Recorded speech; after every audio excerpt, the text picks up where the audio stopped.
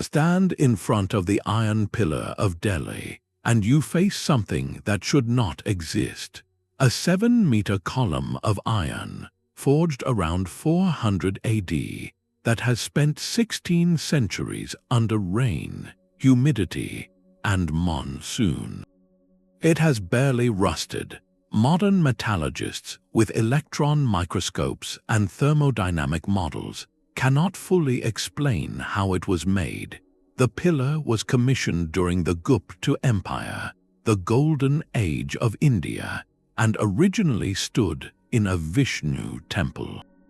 Its inscription describes the king and his victories, but not the recipe. That recipe remains partly locked inside the metal. Scientists have analyzed the iron.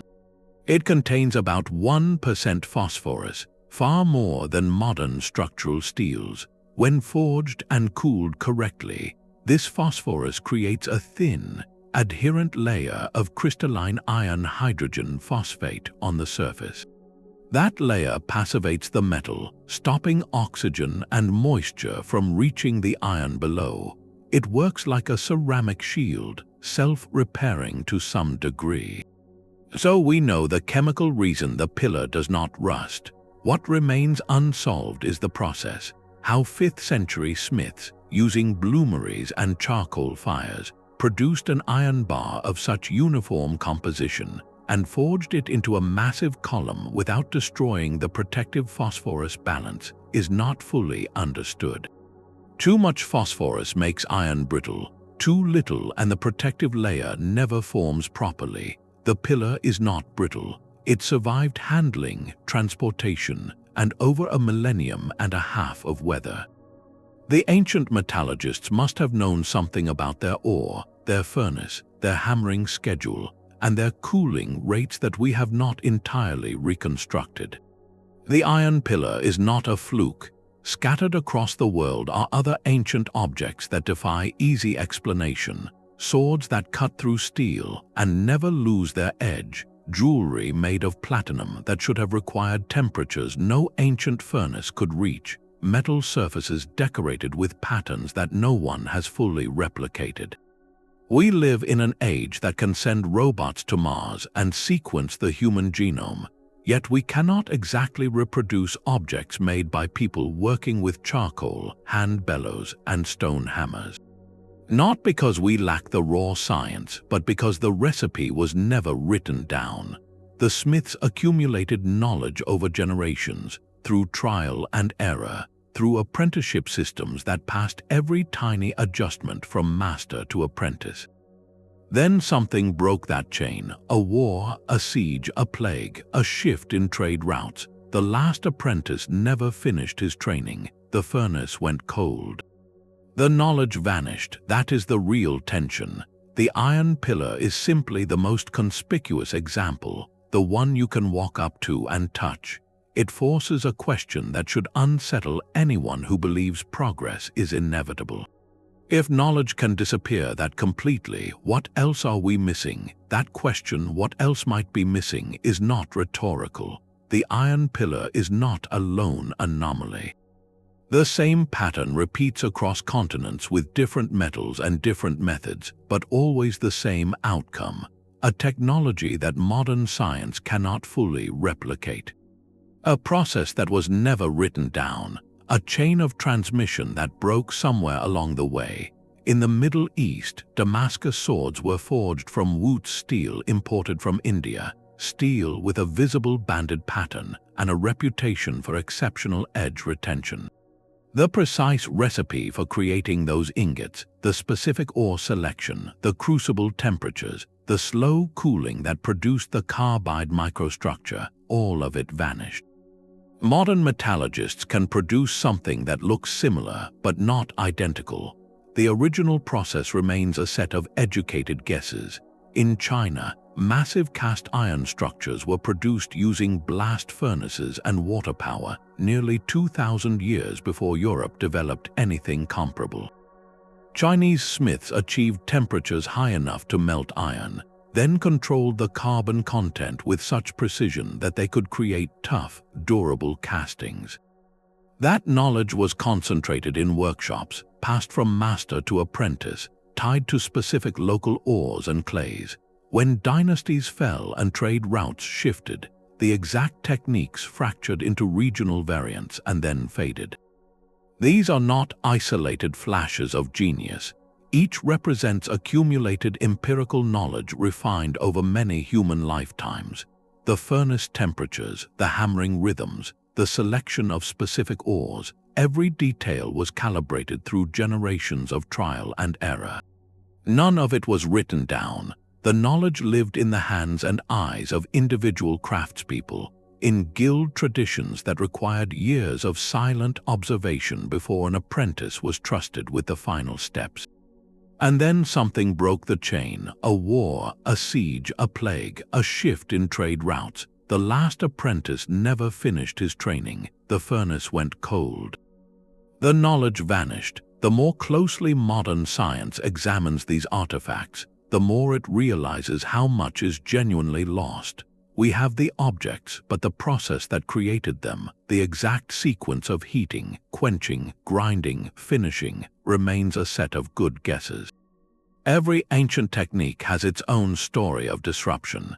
Even the ones partly reconstructed still withhold one key ingredient, one invisible step that makes all the difference. Over the next few sections, we will examine several of these techniques in detail, each illustrating a different path by which sophisticated metallurgical knowledge was developed, then lost, and then partially rediscovered. Let's zoom in on one of the most famous of those lost traditions, the one that produced the swords that medieval crusaders called Damascus steel. Those blades are not made from a single piece of metal. They start as something else entirely, a raw material that was shipped across oceans long before anyone in Europe could make anything like it. That material is Wootz steel, and it was created in a region that had been perfecting furnace design for centuries before the Roman Empire even existed. Wootz is not ordinary iron. It is a high-carbon steel, meaning it contains more carbon than most alloys can hold in solution. In a normal furnace, too much carbon makes the metal brittle. But the smiths of the Deccan Plateau and Sri Lanka solved that problem with a crucible. They packed bloomery iron, a spongy mass of iron and slag, together with carbon-rich material like wood or leaves into a sealed clay pot. They heated that crucible for hours at a temperature high enough to melt the iron, which normally melts at around 1500 degrees Celsius. The carbon from the organic material dissolved into the molten iron, and because the crucible was sealed, almost no carbon escaped. The result was a steel ingot with an unusually high carbon content, often well over 1.5%, but that alone does not explain the legendary pattern. When a crucible cooled slowly, carbon atoms had time to migrate and form structures called carbides, incredibly hard particles of iron carbide. Those carbides do not spread evenly. They form in bands aligned by the slow cooling and later by the forging process. It is those bands that create the swirling, visible pattern on a finished blade. Yet even that pattern can vary dramatically depending on the exact composition of the ore and the rate of cooling. Here is where the trace elements become decisive. Modern analysis of surviving Wootz ingots and blades shows that the best examples contain small amounts of vanadium, molybdenum, and sometimes manganese. These elements, present in specific ore deposits in southern India and Sri Lanka, act as carbide stabilizers. They prevent the carbides from clumping into large, brittle clusters. Instead, the vanadium and other trace metals encourage the formation of tiny, evenly dispersed carbide particles, which gives the steel its exceptional edge retention without making it fragile. The trade routes that carried Wootz are well documented. Persian and Syrian merchants bought these ingots from ports along the Indian coast and transported them to the forges of the Middle East. Those forges did not simply reheat and hammer the ingot. They developed their own specialized heat treatments and quenching techniques to bring out the pattern. But here is the critical point. None of that refining would have worked without the unique properties of the Indian raw material. The specific ore, the crucible process, the slow cooling, and the trace elements were all locked into a system that existed only in that part of the world. And that system has been largely lost. When the British colonial administration in India began systematically studying Wootz in the 19th century, they found that the last traditional crucible furnaces had already disappeared. The craft had declined because of competition from cheaper European steel, changes in trade, and the collapse of local patronage. Modern attempts to reproduce Wootz have succeeded in making high-carbon steel, but they consistently fail to replicate the exact carbide banding and the subtle chemistry of the original. We can analyze the microstructure, we can identify the elements, we can even melt the same ratios of carbon and vanadium, but the combination of ore, fuel, furnace design, and cooling schedule that the ancient smiths used remains a puzzle that has not been fully solved. That is the concrete discovery. We now understand the science behind Wootz steel at a chemical and structural level. We can see the carbides under a microscope. We know the role of vanadium, but knowing what it is and knowing how to make it exactly as they did are two different things. And for the bladesmiths of the Middle East, the Wootz ingot was only the beginning. The real transformation happened in the forge, where the raw steel was turned into a blade that could hold an edge sharper than anything else of its time. In the forge, the Wootz ingot underwent careful heating and hammering. The temperature had to be just right, too hot and the carbides dissolved, too cold and the metal cracked. Repeated shaping and slow cooling allowed carbon to precipitate into characteristic bands. After forging, the blade was polished and etched with mild acid. The pattern emerged as the famous Damascus wavy lines that gave Damascus steel its name and legend. But the pattern was only the visible signature of something deeper. These blades were said to be so sharp they could cut a silk scarf floating in the air. They were flexible enough to bend without breaking and tough enough to shatter a European broadsword. They also held an edge far longer than anything from the West. Modern metallurgical analysis has confirmed what the legends hinted at. Damascus steel contains nanoscale wires of cementite, iron carbide, that run through the steel like microscopic reinforcing bars.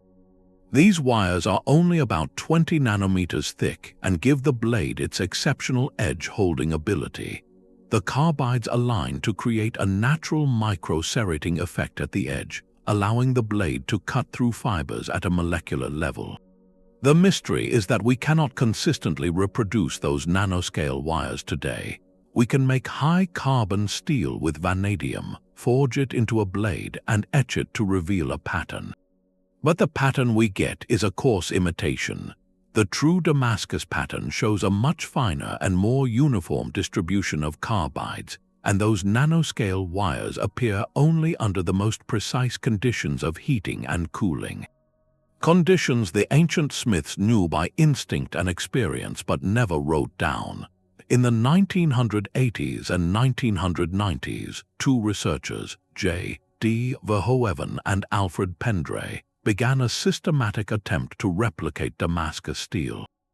They studied surviving blades under electron microscopes, analyzed the chemistry, and experimented with different forging temperatures and cooling rates. Their partial success came from a specific combination: iron ore from southern India, the right proportion of vanadium, and a very slow cooling cycle after forging. This produced a pattern that looked authentic and had some of the same properties. Their blades showed nanoscale cementite, but not to the same degree as the originals. They still lacked the full combination of sharpness, flexibility, and toughness.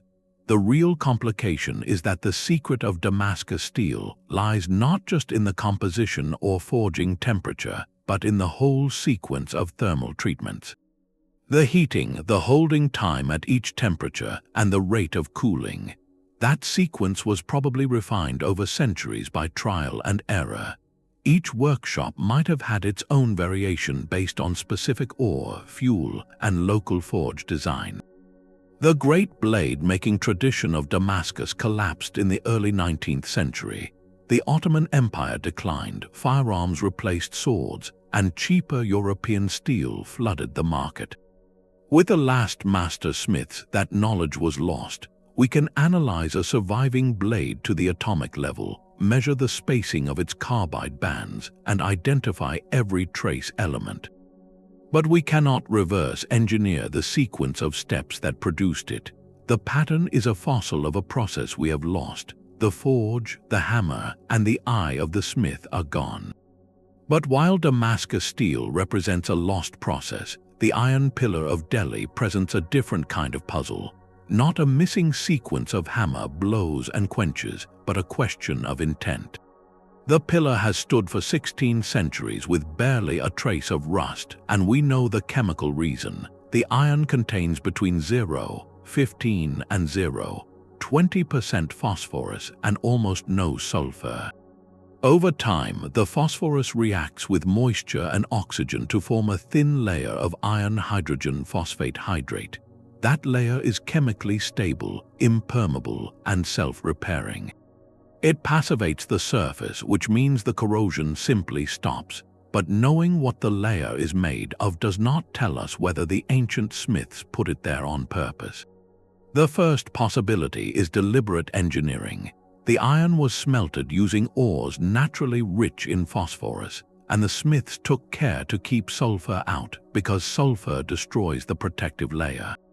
The pillar was forged from multiple wrought iron blooms welded together, and the cooling rate after forging seems to have been slow enough to allow the phosphorus to segregate properly.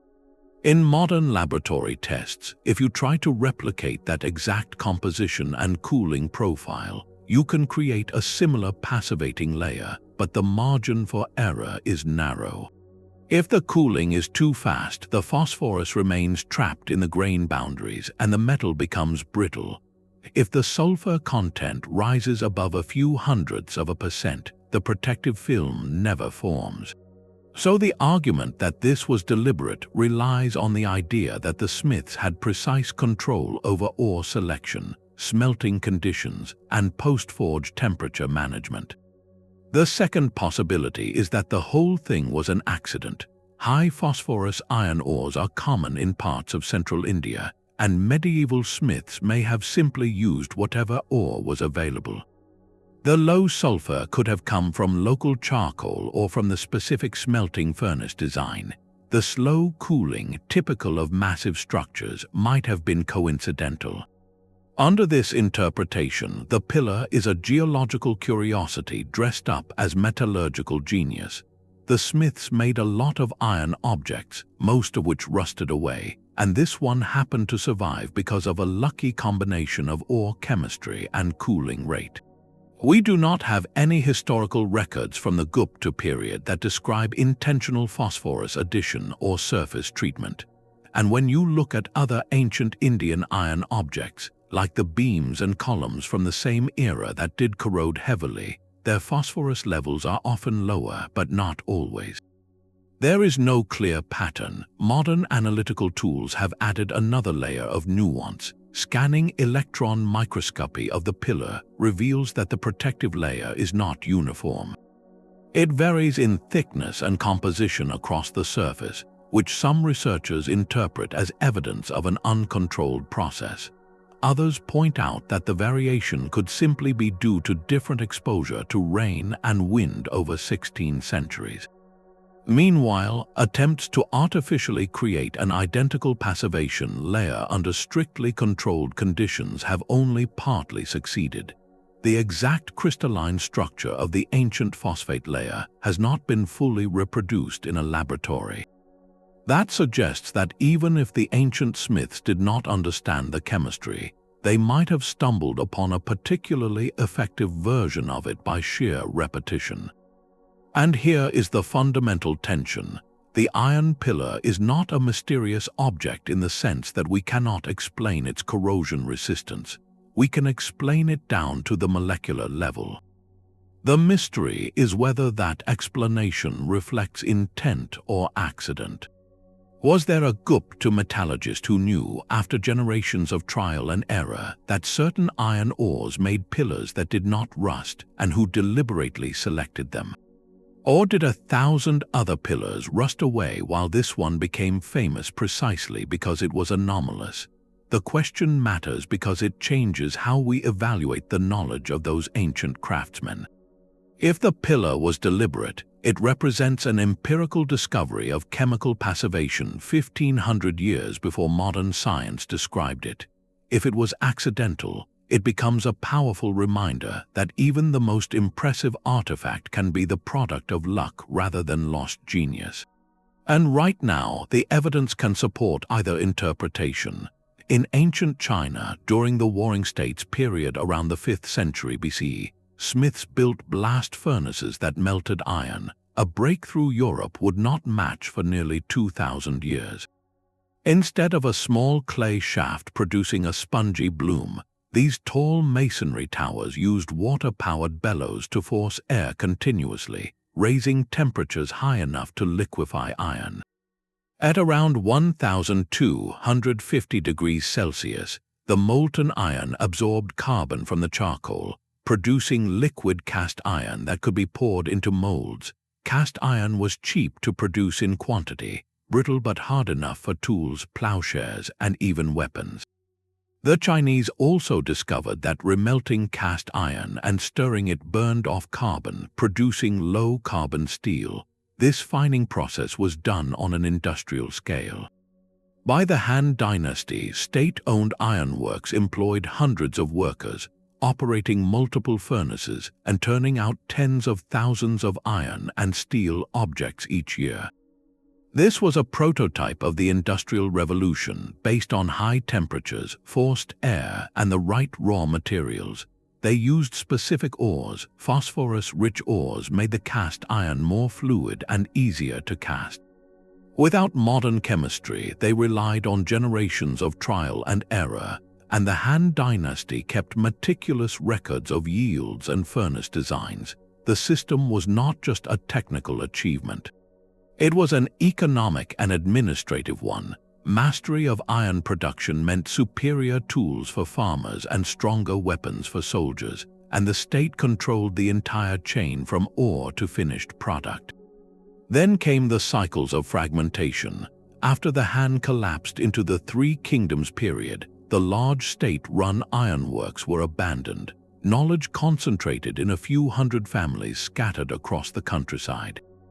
Without the central authority that had funded experiments, maintained supply routes, and trained apprentices, the blast furnace technique contracted into small-scale, less efficient operations.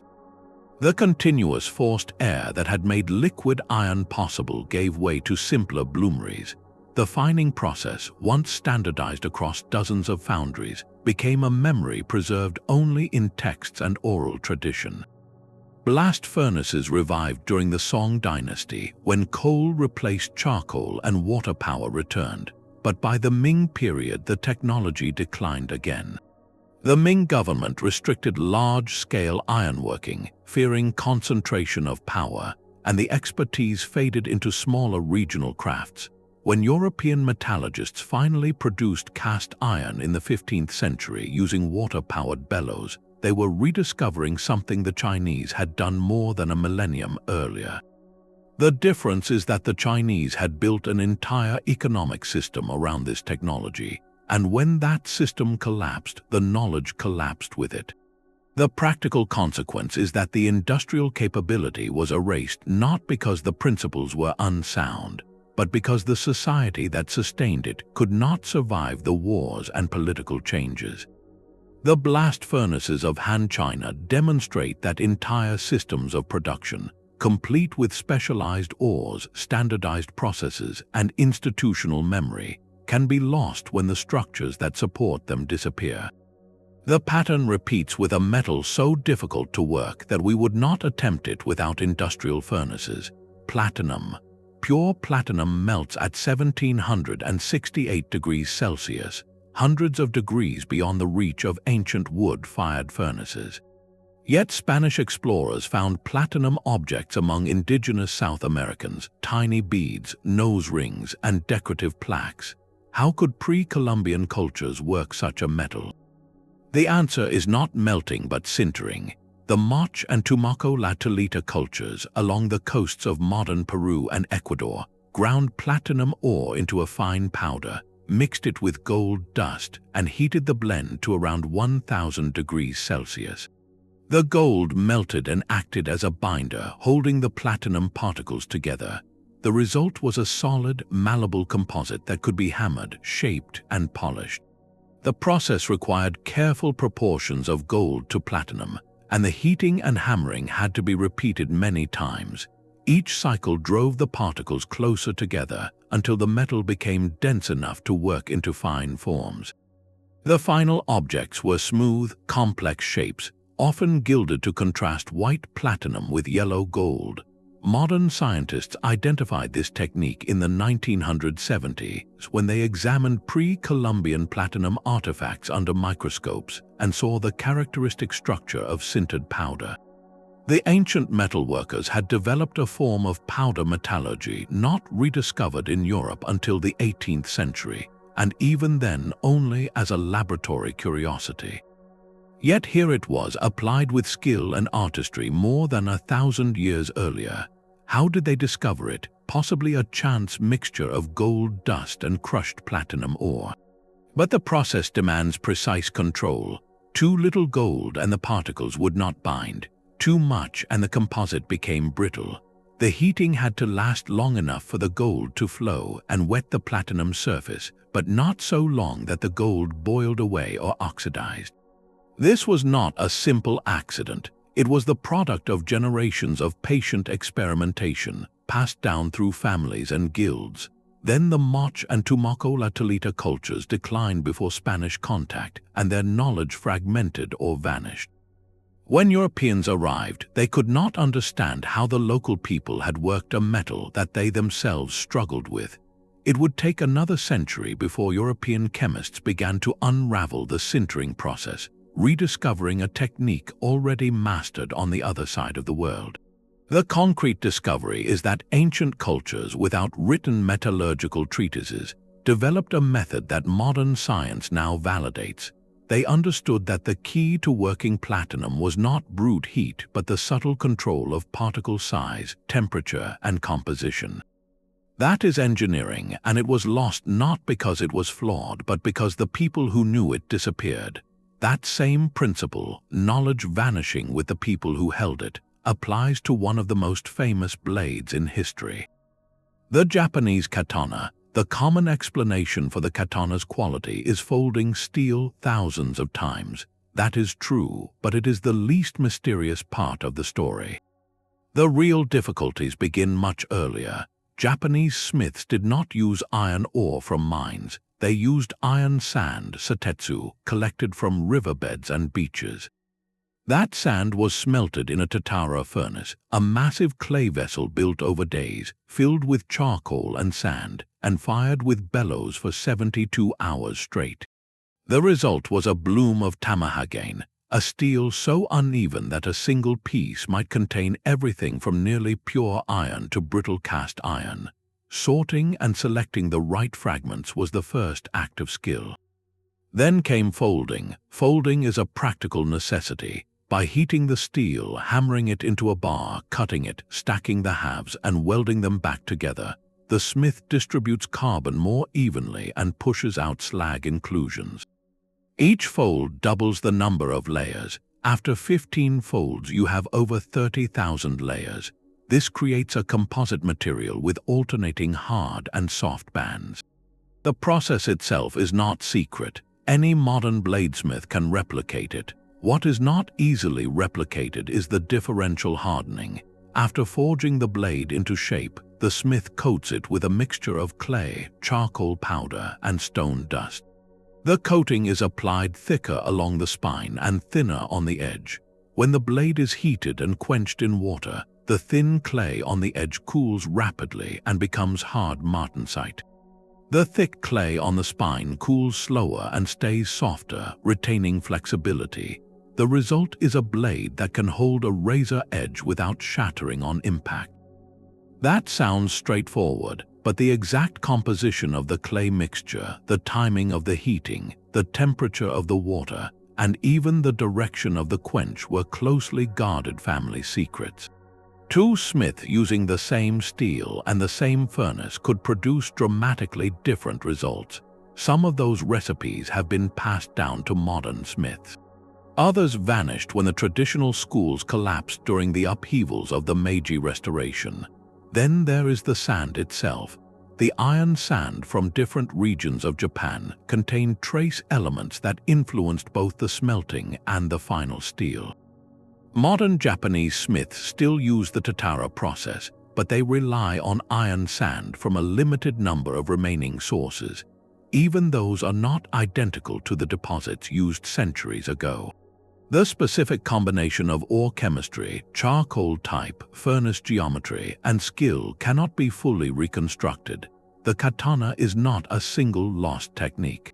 It is a system, a chain of decisions and materials, and the chain has been broken in several places. The folding we can do, the differential hardening we can approximate.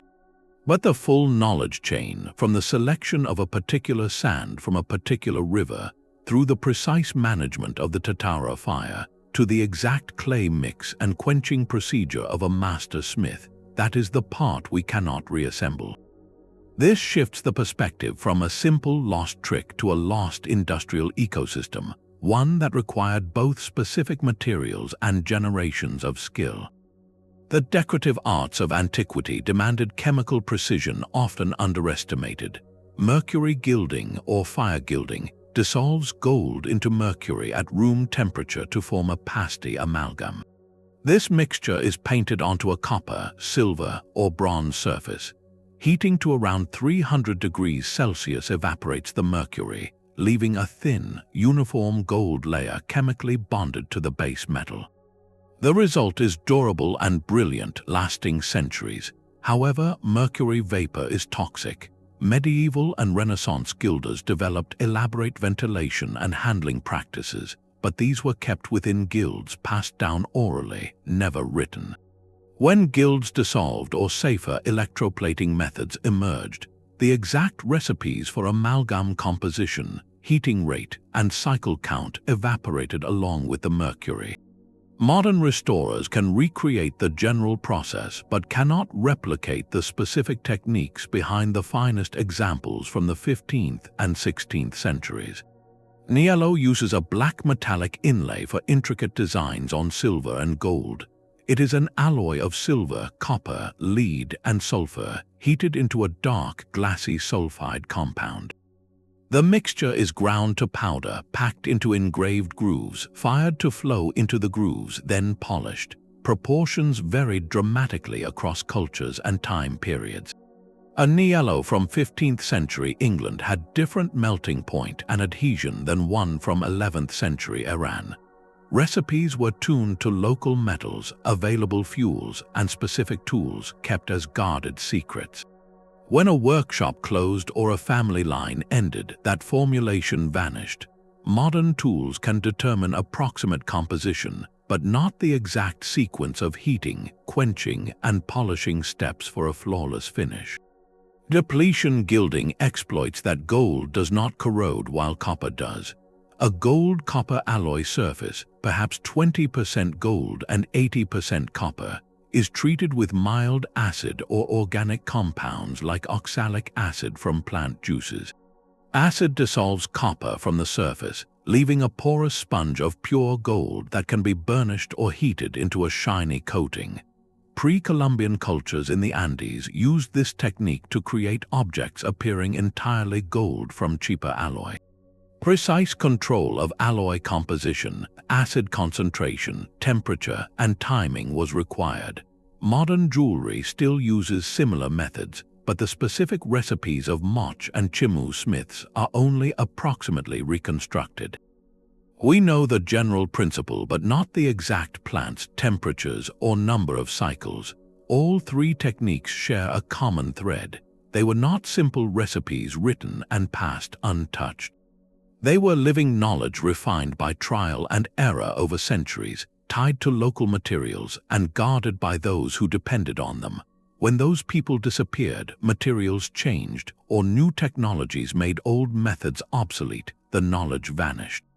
The objects remain, but the full process, exact proportions, precise timings, and a master craftsman's lifetime of judgment are what we cannot recover. How many other decorative secrets, smaller than the pillar or the sword but just as sophisticated, are still hiding in museum collections, waiting for someone to ask not just what they are made of, but how they were made? None of that artistry would have been possible without controlled heat. The simplest furnace was the bloomery, a clay or stone shaft about a meter or two tall.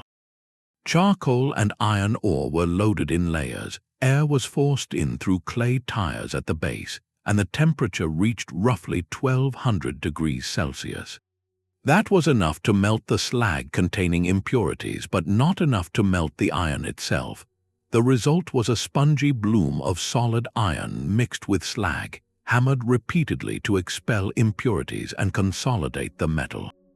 Bloomery furnaces produced wrought iron across Europe, Africa, and Asia for millennia. They were adaptable, but each design was tuned to a specific local ore and fuel. That knowledge was passed through families of smiths, and when ore sources shifted or a community dispersed, the exact proportions and firing rhythms vanished. The Chinese blast furnace broke the limitation of solid iron, probably by the 5th century BCE. It was taller, with water-powered bellows driving a continuous blast and reaching temperatures above 1500 degrees Celsius. At that heat, iron melts, and what pours out is cast iron, high in carbon and brittle but pourable into molds. The Chinese also discovered how to decarburize cast iron to produce steel, running an industrial process 2,000 years before Europe caught up. The furnace used less charcoal per unit of metal, and the bellows required careful engineering to maintain constant pressure. The knowledge was not written down in full. It passed through families of master founders. When dynasties fell and economic networks broke, the exact specifications, the clay recipe for the lining, the angle of the tires, and the moisture content of the charcoal all disappeared with the people who had learned it by doing. In South India, a different furnace evolved. The crucible furnace was a small closed vessel, often a clay pot packed with iron and carbon materials and sealed. Heated over many hours to between 13 and 1400 degrees Celsius, the iron absorbed carbon at a controlled rate, turning into high-carbon steel with those carbide bands. The crucible had to withstand extreme heat without cracking, and the sealing had to be airtight to prevent oxidation. The temperatures were achieved using a forced draft furnace, sometimes built into a hillside to channel wind, sometimes using hand-operated bellows. The process was reliable enough to produce ingots for export, yet no contemporary manual survives. We know the general method from archaeological reconstruction, but precise soaking times, cooling rates, and the effect of different ore sources are still being tested. That knowledge was never written as a complete manual. It was passed through apprenticeship and depended on specific local clays and ores. Across these three traditions, a pattern appears. Every furnace was optimized for local resources, local ores, local fuel. When trade shifted, a dynasty collapsed, a guild line broke, or the ore vein ran out, the furnace knowledge was lost. We can reconstruct the basic principles, but we cannot recover the thousands of incremental adjustments that made each furnace a perfect fit for its time and place. Even if we rediscover a recipe, we may not have the furnace to execute it, because the furnace itself was built from knowledge that never made it into a book. But it was not just the furnace itself that was irreproducible. The ore that went into it carried invisible signatures that defined the metal's final character. A tiny amount of an element, often less than 1%, could transform ordinary iron into a metal with unique properties. These trace elements were critical to many ancient metallurgical achievements. Wootz steel, which produced Damascus blades, relied on vanadium in the ore to form nanoscale carbide wires. That vanadium came from a few specific deposits in what is now southern India and Sri Lanka. When those mines were exhausted or trade disrupted by European colonization, the source vanished. Crucible steel could still be made, but without vanadium the distinctive pattern could not form. The iron pillar of Delhi owes its corrosion resistance to a phosphorus content of about 0.2%, which came from the local ore used during the Gupta period. That phosphorus created a protective passive layer on the surface. Other iron objects from the same period, made from different ores, rusted away. The ore that yielded that phosphorus is no longer used, and its exact composition cannot be reproduced. Japanese Katana steel also depended on trace elements. The Tatara furnace used iron sand from specific riverbeds because that sand contained titanium, vanadium, and other elements that refined the steel's grain structure. Many of those sand sources have been altered by centuries of mining or environmental change, so the steel today is subtly different. Pre-Columbian platinum objects from South America were made from gold-platinum composites using alluvial grains. The ratios vary by artifact, indicating the smiths worked with whatever local sands provided. Those deposits have long since been exhausted. The implications are clear. Even if we understood every hammer blow and heating cycle, we could not always recreate the exact metal because the ore has changed. The veins have run dry. The riverbeds have been scoured. Ancient smiths were masters of their local geology. They knew which rock to break, which sand to collect, which clay to use. When those resources became unavailable, the knowledge was lost. Modern science can identify these trace elements with astonishing precision. We can scan a fragment of a Wootz ingot and tell you exactly how much vanadium, manganese, and sulfur it contains. We can measure the phosphorus in the Delhi pillar down to 0.010%. But knowing what is in the metal does not mean we can get it back because the ore that held those elements is gone. Without that original ore, even a perfect copy of the furnace and technique produces a different metal. The material itself is part of the lost knowledge.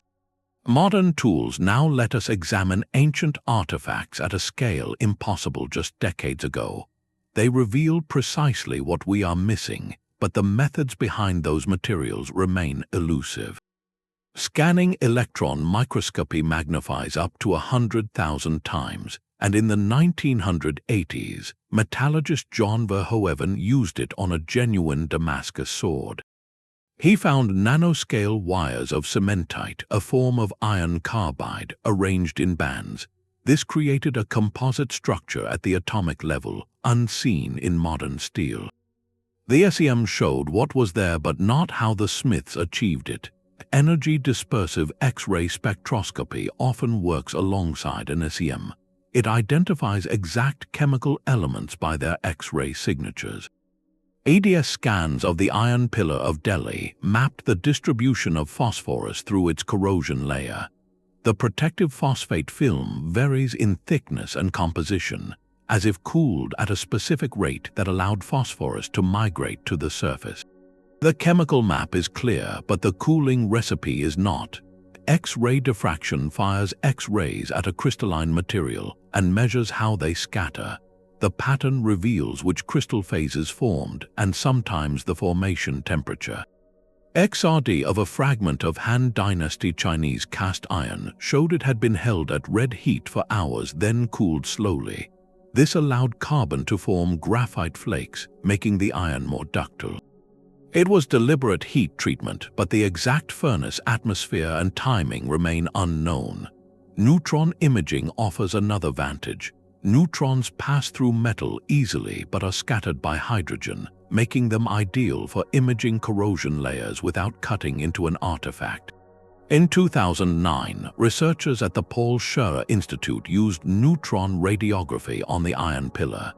They produced a three-dimensional image showing a dense, crack-free film that has protected the iron for 16 centuries. It cannot tell us whether the smiths intentionally created that layer or it emerged naturally during normal forging. Metallography, an older method, still provides essential insight. A small sample is polished, etched with acid, and examined under an optical microscope. The grain structure, hammer direction, and slag inclusions all become visible. For the Japanese katana, metallography showed that the folded layers vary in carbon content, creating a composite that resists cracking. Yet the exact folding sequence, number of folds, and welding temperature differ from sword to sword, and no surviving manual records them all. These tools have given us an astonishingly detailed picture of ancient metals at the atomic level. We can see nanoscale cementite wires, map phosphorus distribution, and measure trace elements to parts per million. But they are like examining a final product after the process is complete. They show the microstructure and chemical residues, but not the 100 small decisions a smith made during a 3-day forging session. The bellows draft, fuel moisture, hammer angle, and quench timing are invisible. Every analysis answers one question and opens several more, revealing that ancient smiths operated with an empirical precision our instruments can only document, not recover. Over the past few decades, scientists and modern smiths have succeeded in partially replicating several ancient techniques. Those partial successes are just as revealing as the failures. Take Roman concrete, the material that built the Pantheon and the aqueducts. In 2013, researchers at the University of California discovered the secret was a process called hot mixing. This creates calcium aluminum silicate hydrate that strengthens the concrete over time as seawater percolates through it. They replicated the formula using volcanic ash, quicklime, and seawater. Once the mechanism was understood, modern engineers could match it. The same pattern holds for metallic techniques. Fire gilding, the mercury and gold process used on medieval church objects and South American ornaments, has been recreated in the laboratory. The recipe is straightforward. Dissolve gold into mercury, paint the amalgam onto the surface, then heat until the mercury vaporizes. Modern experiments show that a well-made fire-gilded layer matches the adhesion of any modern electroplating. But the process is so dangerous that mercury poisoning is almost certain without modern safety equipment. No commercial workshop uses it. The knowledge is recovered but not revived. Ancient smiths accepted extreme health risks for a beautiful finish, and they likely did not pass on the warnings. The iron pillar's protective layer has been partially replicated in the lab. Researchers at the Indian Institute of Technology created a similar iron hydrogen phosphate film on modern iron samples. They heated the samples to around 1,000 degrees Celsius in a controlled atmosphere with high phosphorus content. The film formed and the test bars resisted corrosion impressively, but the process required precise conditions. The temperature had to be held within a narrow window, and the cooling rate had to be slow enough for the phosphorus to migrate to the surface. Whether the Gupta smiths achieved that intentionally or by accident is still debated. What is clear is that they used an ore naturally rich in phosphorus and a forging technique that allowed the phosphorus to diffuse. Once that ore source was depleted or the technique was lost, the pillar became an unrepeatable artifact. Wootz steel is an even more stubborn case. In the 1990s, J. D. Verhoeven and Al Pendre produced steel with carbide banding that resembles authentic Damascus blades. They used Indian Wootz ingots from a single known source, added a small amount of vanadium, and applied a carefully controlled thermal cycle. The resulting blades had visible patterns and decent edge retention. Yet they lacked the full nanoscale cementite wires that give the old swords their legendary resistance to shattering. Verhoeven concluded that the missing ingredient might be a specific trace element from a now exhausted Indian ore, or a subtle variation in the heating and cooling routine that no written record preserves. They proved the core principle is sound, but the perfect replica remains out of reach. The most dramatic case of lost knowledge is the fall of the Western Roman Empire. Roman engineers built aqueducts, concrete docks, and military equipment that required precise control of iron and bronze alloys. After the empire collapsed, much of that metallurgical knowledge vanished from Europe for centuries. Not because the smiths were lost overnight, many continued working in smaller workshops, but the imperial supply chains, the vast military demand, and the cross-regional trade in specialty ores all disappeared. Without that economic backbone, the complex, large-scale production methods stopped being profitable. The knowledge existed in a few mines, but without the system to sustain it, it withered. By the time Europe redeveloped iron casting in the Middle Ages, the Roman techniques were a lost art. The same fragility appears in guild secrecy. In many civilizations, metalworking knowledge was passed from master to apprentice within a single family or a closed guild. This preserved quality but created a bottleneck. A single war, plague, or invasion could break the chain. When the Mongol armies swept through the Islamic world in the 13th century, they devastated cities that were centers of sword and armor production. The craftsmen who knew the exact heat cycles for Damascus steel were among those lost. The surviving blades became relics. The knowledge was never written down in a textbook. It was etched into the hands of people who were no longer there. Economic disruption could be just as destructive, even without violence. The Wootz steel industry in South India declined not because of invasion but because of European trade policies.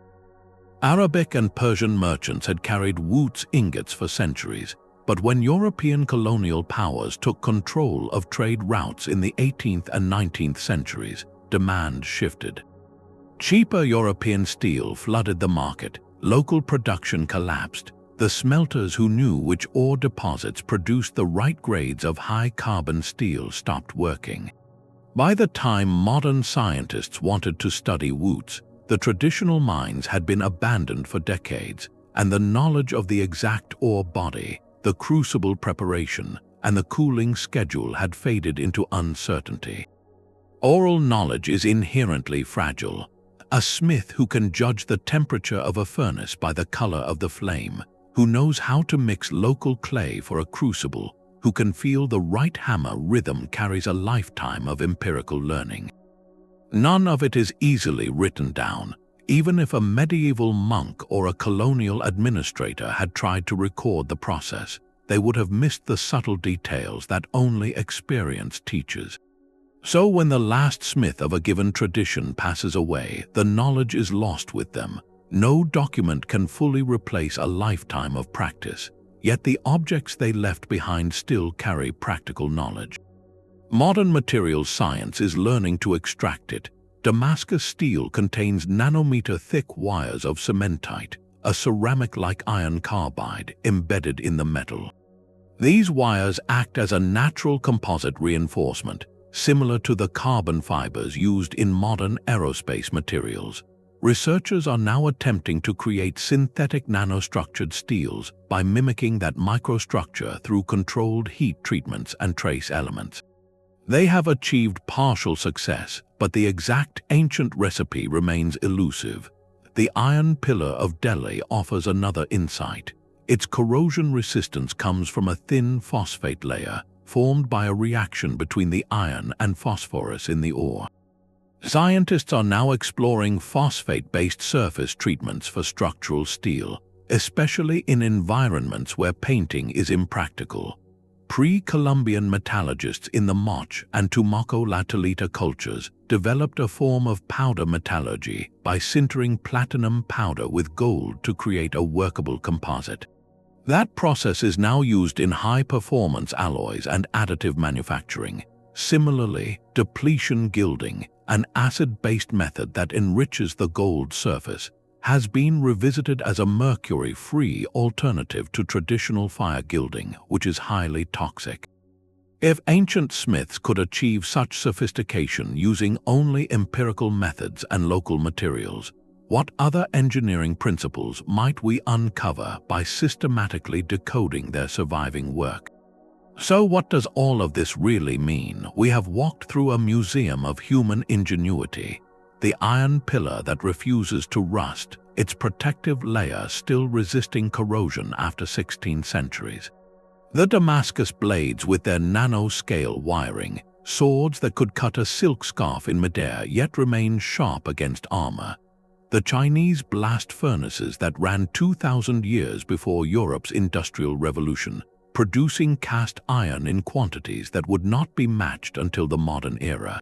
The platinum work that fused the unmeltable, using sintering temperatures that should have been impossible with pre-industrial fires. The katana's layered perfection, each fold and quench precisely timed to create a blade that is both hard and tough. In every case, modern science has peered inside the metal and seen structures it can now explain. But the exact process, the precise temperature curve, the specific ore mixed with what fuel, the sequence of hammer blows remains partly missing. We have partial replicas but not the real thing, and yet the lesson is not that those ancient smiths possessed some magical secret we can never recover. It is more humble and more profound. They did what they did by watching, remembering, and passing down a body of empirical knowledge that was tested over generations. They used the rocks they had, the charcoal they could make, the water that turned their bellows. Their knowledge was local, specific, and fragile. When a mine ran out, when a trade route collapsed, when a conqueror burned the workshop, that knowledge disappeared. It did not vanish because they were stupid or because we are smarter. It vanished because there was no backup, no global database, no way to encode the 100 tiny variations of a master smith's touch. That is the real secret that still eludes modern science, not a formula but a warning. Technological knowledge is not a straight line upward. It can be lost. Entire civilizations forgot how to make concrete that could set underwater, how to forge steel that would not crack, how to gild without poison. And the loss was not because those techniques were impossible. They were simply not written down in a way that outlived the conditions that produced them. Every one of those ancient metallurgists was a materials scientist working without theory, and their work still holds lessons we are only beginning to read. So the next time you look at a lump of rust and a polished blade, remember that the difference between them is not just chemistry. It is a thread of human experience, burned and hammered and passed from hand to hand, until one day it was broken. But we can still learn from what remains. The artifacts are not silent. They are case studies waiting for the right questions. Ancient metallurgists achieved feats we cannot fully recreate, not because they were superior to us, but because they had accumulated empirical knowledge over generations, using specific local resources and techniques that were lost through warfare, trade disruption, and the passage of time. The real secret is that science is not always a linear progression. Knowledge can be lost and must be rediscovered. If there is a lesson for today, it is this. We should be recording the tacit skills of our own welders, machinists, and metallurgists before they retire. The same fragility that erased so many ancient recipes now threatens our own industrial knowledge. We assume that once something is discovered, it is permanently available, but the gap between theory and practice is wider than we think. A formula on paper cannot replace the feel of the metal under the hammer, the color of the flame at the right moment, the sound of the quench. Those are the details that disappear when the last practitioner dies. Which of these ancient metallurgical techniques would you most like to see replicated today? Let us know in the comments. If you enjoy deep dives into history's unsolved puzzles, subscribe for more stories of ancient technology and the mysteries science is still unraveling.